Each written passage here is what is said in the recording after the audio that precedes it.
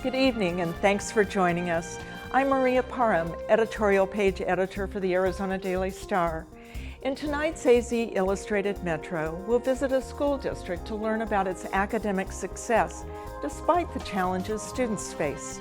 We'll get an update on planning and ideas for a January 8th memorial to commemorate the shooting victims. And we'll find out about a new effort to try to make Arizona a better place to live. But first, a look at today's top stories. Police officers on the University of Arizona campus are continuing their investigation into Friday night's report of a gunman in the campus administration building. Despite what officers called a room-by-room search of the 7-story building, law enforcement officials say no gunman was ever found. The search started after police say they received a 911 call made by a reported witness who saw the gunman walk into the administration building. Officers also said the caller reported a shooting. Police say no evidence of a shooting was ever found. UAPD officials told Arizona Public Media they would release a final report on the incident, but gave no indication when that will happen. The Arizona Senate today gave preliminary approval to 2 election reform bills. The first further clarifies that elected officials cannot use their offices and therefore public dollars to support a campaign, including ballot initiatives. Questions arose about who should investigate those claims if they're made against statewide officials like the Attorney General. Right now, the proposal keeps those investigations in the Attorney General's office. The Senate also gave preliminary approval to a measure that specifically explains how petitions are to be turned into the Secretary of State's office. Both measures have already passed muster in the House and now need just one more vote in the Senate before being sent to the governor for final approval. And today was the first day of a federal civil suit challenging Arizona's newly drawn legislative districts. The suit claims that the Independent Redistricting Commission purposely gerrymandered the districts for a Democratic advantage. And that's a look at tonight's headlines.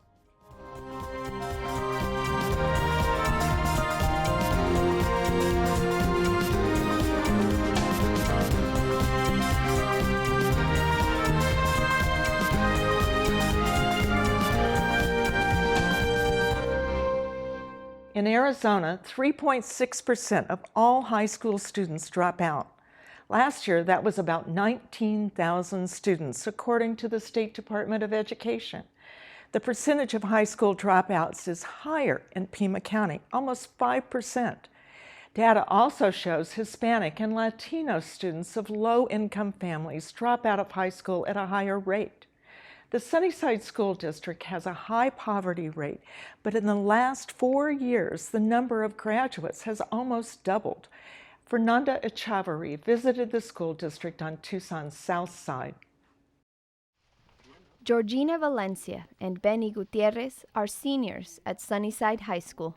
I'm the oldest of five girls to that matter. And my mom graduated high school, but I was her high school baby. So statistically speaking, I'm probably supposed to have had a kid by now. Probably I've already dropped out of high school. And not looking forward to graduation, but I'll be graduating May 23rd. My mom's a single mother. She's been a single mother for about 9 years. I was diagnosed with nephrotic syndrome when I was 2. I've been in and out of the hospital my entire life. I live with my grandma at her house. We currently don't own a house. We've managed to get along pretty well. I have a job. I run track and field and cross country. I think it's all been part of pushing me to do my best because I know that I've seen my mom through so much, work 24 hours and always being there for us and doing the best she could do for us. So I feel like my only way to pay her back is by doing what she wants me to do and succeed in high school and graduate and go to college. I'm going to be the first one to get a college degree in my family. 500 students graduated from high school in the Sunnyside School District in 2007. In 2012, that number was almost 900. Superintendent Manuel Izquierdo says for many, the change was unexpected. When you look at Sunnyside in Tucson, Arizona, in many ways, when you take our demographics of 90% low income, 90% Hispanic, It mirrors so many urban districts across the nation in terms of the high percentage of low income and high percentage of minority. In a concentrated area, segregated schools, low funding, and not very successful in graduation rates or academics and a lot of other things. We have been told so long that poverty is an excuse and a barrier that we can't beat, and that we're not going to be able to graduate everybody. We're not going to have a sense of urgency. We're not going to have the expectation that children come here and can thrive. National data shows the risk factors for dropping out begin to develop in the early years of high school, although many students don't actually drop out until their sophomore or junior years. If you were a freshman in any school and you failed and didn't go to school with attendance problems, you were 8 times more likely to drop out, because you get retained freshman year, you don't move to sophomore year, you don't go with your friends, and then you become, disassociated from the school. You give up and you don't try. So freshman failures were a huge challenge for us, a little bit into sophomore. That's why we created Project Graduation and the Digital Advantage, to really invest in our freshmen. To prevent dropouts and increase graduation numbers, the Sunnyside School District gave laptops to students who could check off the 4 A's: attendance, academics, activity, and attitude. Project Graduation started 4 years ago, and that's when Gutierrez got his laptop, which was the first and only computer in his house. Definitely, when I first got it, my mom started her online schooling. I did too. I took an online class. My little brother started using it for homework, when they start in that stage of learning to use computers and stuff. So it definitely was a great advantage to have taken, that program. He says the computer was a great incentive, but just one of the reasons for staying in school. Still, he says there were times when he thought about dropping out. I feel like at some points it crossed my mind, only for the reason knowing that, I have 2 little brothers, and like I said, my mom and my grandma, they both work, and it's still hard for us.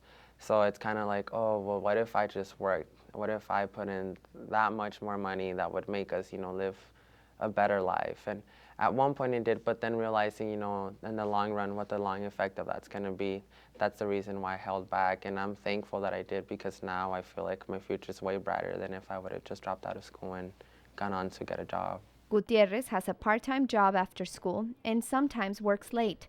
Between homework, after-school sports, and working, he says it's not easy to stay motivated. I know I want to just say, okay, I'm not going to go to school today, just stay home and rest. But my mom's there, like, you want a job, you want to go to you have to go to school, get up. And, I feel like that's a big part for some students that don't have their parents or who have the need to work all day and, be out of the house. I think that's a big reason also as well why students drop out, because they don't have the encouragement. And sometimes even from their friends and from the people that they're with, it's a big, my friends they're all passing their classes, and we're all planning on going to college and everything. So it also has a lot to do with the people you surround yourself with. Despite the increase in graduation numbers, there are students in the Sunnyside School District who continue to drop out. Valencia says she has classmates at Sunnyside High School who are teenage parents working full-time, making it almost impossible for them to finish high school. It's hard. Different students have different realities. From the ones I already mentioned, maybe abusive parents. I know teenagers who have already become alcoholics or have abused substances. It's a different reality, and I think it's the eagerness just to grow up already. Technology has Superintendent Izquierdo says the district has outreach programs in place that aim to bring back students who are on the fence about dropping out. For those who left high school early, a new online program called GradLink gives them a chance to finish through online classes. We looked at it with data, strategic design, and questioned everybody that dropped out, said to our schools, why are they dropping out? We looked at graduation numbers, and we set up a real strategic design to say to schools, you're measured by the number of kids you graduate. Izquierdo says it's good to hear a handful of success stories, but that's not enough. He wants to raise the expectations for minority students and let them know failure is not an option. Valencia says she attributes her success not only to her school and teachers, but also to her family for teaching her that having a high school diploma means having more options. Sometimes it's about knowing that you want to wake up and go to work every day. And it's about having a career and a life that you're content with. And I think that is the part. That's why you need to stay in school, to see what you can do with yourself, to basically to show people what you can do here, just to see how far you can do and what impact you can have on other people. That's what makes it worth it. Later tonight, a documentary follows students in a Washington, D.C. high school as they work to overcome challenges and graduate.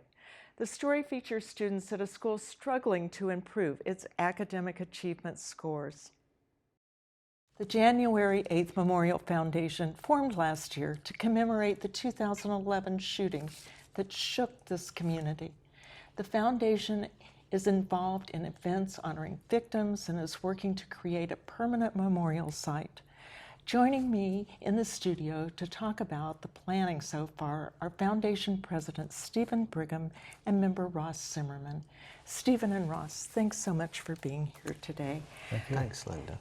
Could we start, Ross, by you explaining the whole concept of the foundation, how it got started, why, and what some of its goals are? Yeah, I was not involved from the very beginning, but early on there were some meetings of community leaders, community folks to talk about this.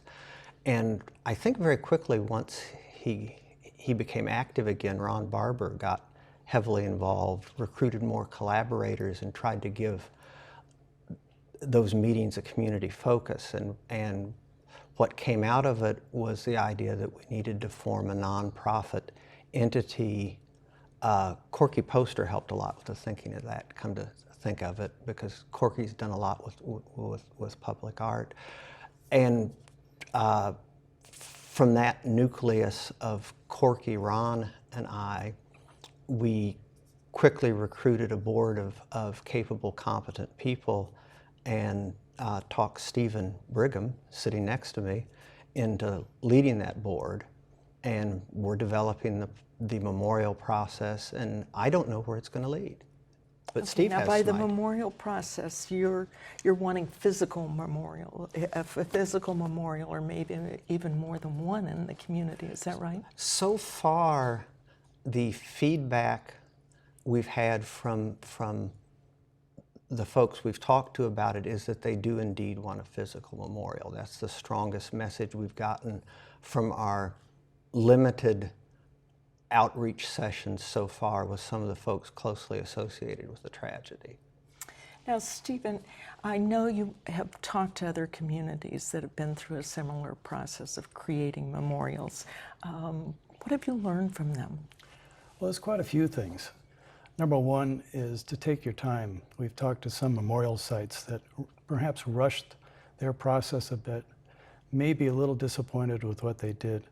Public participation, of course, is critical to this.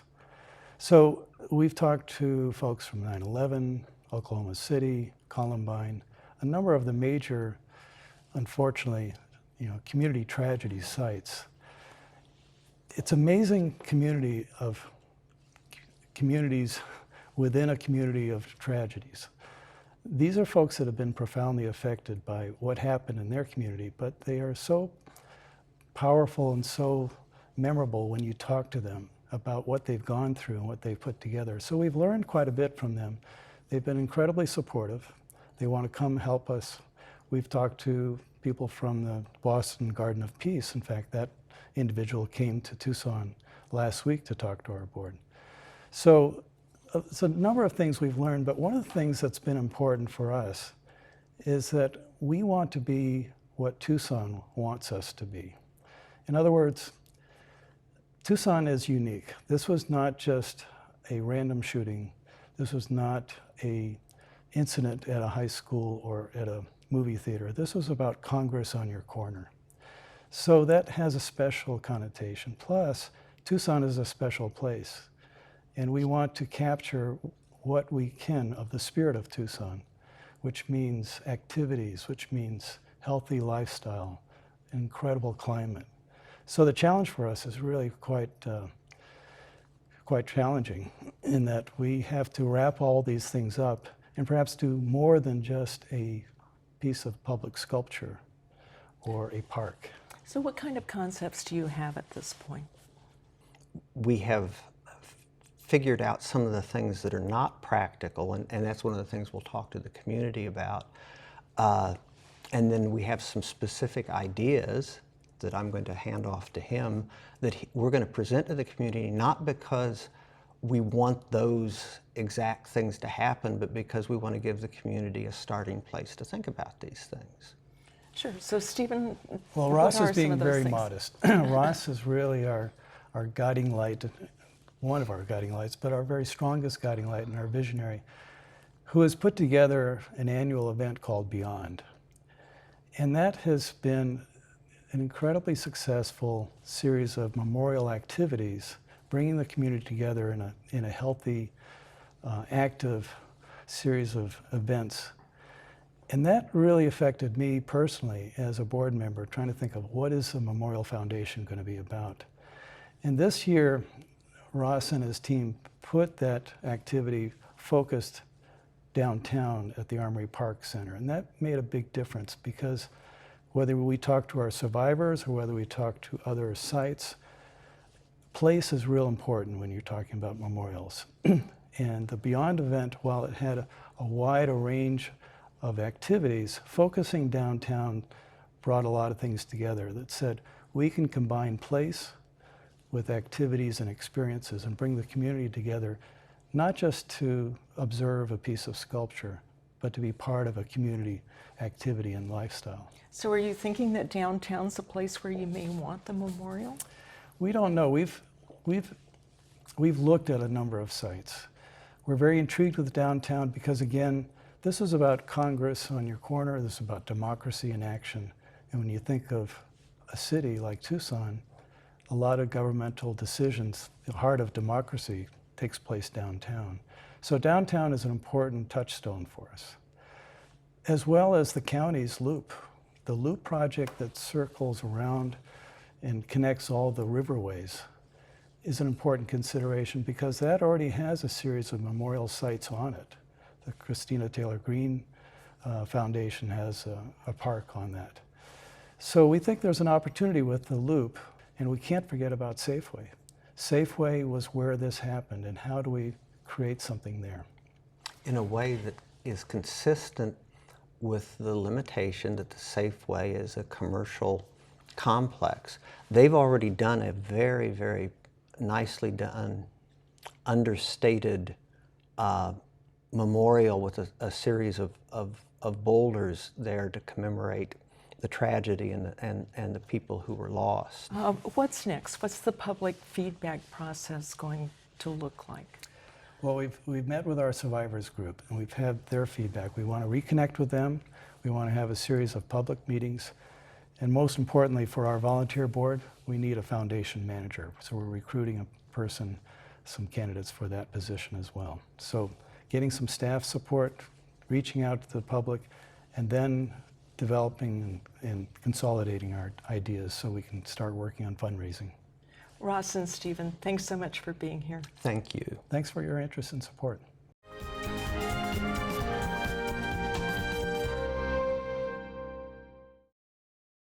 Secretary of State John Kerry met with Afghan President Hamid Karzai today and said the two nations are on the same page about making peace with the Taliban. We assess the challenges ahead for Kerry and the U.S., winding down the war in Afghanistan and dealing with tensions in Iraq, Syria, and the Middle East. Then we update the movement on immigration reform as President Obama uses a citizenship ceremony to prod Congress to send him a bill. We have two economic stories from abroad. Margaret Warner examines the last-minute financial rescue for Cyprus. And Ray Suarez reports on Ireland's comeback after the global recession. Rather than wait for the return of jobs that might never come back, Thousands of Irish are starting their own businesses. Plus, Jeffrey Brown talks to the co-authors of a new book about murder, murderers, and the death penalty at the Supreme Court. That's all ahead on tonight's News Hour.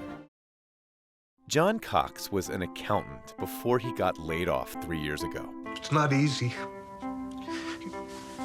You're a 50-year-old man and you have to call your dad to pay the electric bill. I'm David Green. American Winter, an HBO documentary about families still struggling since the economic downturn, on the next morning edition from NPR News.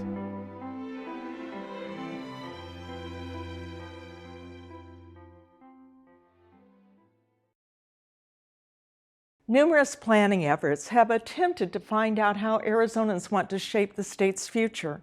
The latest effort is based on years of research and includes concrete goals to improve quality of life in 8 areas, like education, healthcare, and infrastructure. Andrea Kelly has our report. The Center for the Future of Arizona created a plan called the Arizona We Want. Those involved in writing the document say this is the second phase, the action portion of their work. It began in 2009 with research. We commissioned the Gallup organization 3 years ago to do the Gallup Arizona poll. That led to the Arizona We Want as the initial report. And it stated the most statistically complete sketch of Arizonans' views on issues of importance to them and to their future. And it stated it very clearly. CORE says the information was valuable. It told the group that only 23% of Arizonans say their community has highly accessible health care, and that just 6% of young people say they believe there are good job opportunities for them.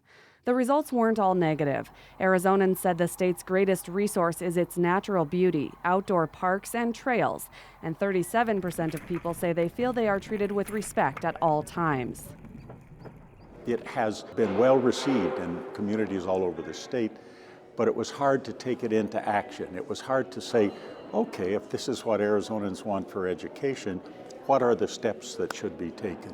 2.0 is the action statement, and thanks to organizations and people all over the state, we've come forward with 8 goals, the original report, and 39 actionable steps that we'd like to encourage Arizonans everywhere to take. He holds this thing up and says, all right, Arizona, here you are, 8 goals. The goals are generally measurable. For each of 8 focus areas, the plan states what people said, what has changed since the 2009 survey, and what's next. The plan has detailed action goals. One of them is education.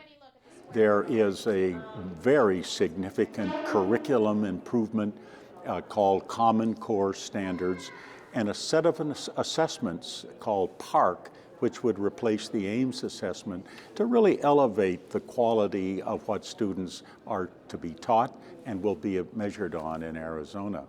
It's been adopted by the legislature, but it needs to be implemented now. So there's a step. It's an actionable step. It can happen.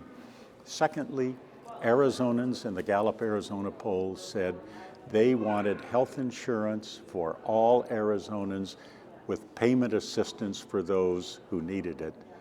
That's the expansion of Medicaid. There is a step right there in this immediate term that connects directly to what citizens themselves have called for. Another example of what Arizonans want is civic leadership and civic engagement. One of the 39 steps outlined in the report is to educate people about why they should get involved in their communities. Ron Schupman is president of the Southern Arizona Leadership Council, which supports the plan and is trying to incorporate it into policies. I think civic engagement, participation in the community, is where a lot of people go to work every day. They come home, they're not registering to vote, they're not engaged in the process as often as they need to be. They feel a little bit detached. They need to take an interest in their children's future and the future for our community. And we have to find ways to stimulate that. The report says voter apathy and voters' fatigue on certain issues needs to be addressed. While turnout in some elections is high, it drops in others, and voter registration numbers could be higher. Schupman says the goals can be addressed in small steps. Getting independents to vote in primaries, huge issue for us. Things like that are areas where we can carve out specific initiatives and go after trying to get this community more engaged in the process of governing ourselves. Kaur says the plan is different from previous attempts to fix what's wrong in the state, enhance what's right, and add what's missing for a good quality of life. This time it's not theoretical, but based on polling research. It is the citizen's voice. It is an absolute picture of all 6.97 million Arizonans. And while there are many ways you can do planning documents, this is an agenda that comes from the citizen's voice. No other state has one of these, nor is there anything else, I think, in Arizona that kind of stands that ability to say, citizens have said this is what they want for their future. The plan approaches problems and goals from a statewide perspective. It doesn't separate goals by location. Supporters say many groups are already working on these goals in Tucson, Sierra Vista, or Ajo, and now they have a statewide effort to support them. Shupman says getting people to take an interest in improving the state hinges on how leadership organizations communicate with them. And if everybody begins to understand that we start doing the things that the citizens of this community want, we can make it better. Everybody said in that survey they wanted a good job. Everybody understands that quality education is a piece of that. Everybody understands that infrastructure is a key to those things. So we look at those values, we look at what's possible from a policy perspective to create the conditions for us to improve the quality of life in Southern Arizona, but most important, to improve the economic environment. You know, we are a very poor community in Tucson, and we have to address that. The level of poverty here is unacceptable. It's unacceptable to those trapped in it, and it's unacceptable to the business leaders in this region. Once we now understand what people really want, we need to find a way to get their support for the policies that we can implement both locally and on a statewide basis that will improve the conditions in our region. This could easily be just another in a long line of planning documents with lofty goals. There are also local efforts to figure out how to set the stage for a prosperous future, such as Imagine Greater Tucson. Well, I'd say that this is different, first of all, because of the contact on a statewide basis. Imagine Greater Tucson did a great job locally, but now it validates the results Imagine Greater Tucson got when you look at it from a statewide perspective and find that they're fairly well aligned. Our problems today and the solutions that we need to create using these goals all require collective problem solving, engaged citizens, and increased community engagement. A lot of groups already focus on one of the 8 areas in the plan. If they just take on a few of the 39 goals in the document, they will be easy to accomplish, say Kaur and Shupman. Teacher support groups are already interested in improving education, and organizations such as Tucson Young Professionals already focus on recruiting businesses that appeal to younger Arizonans.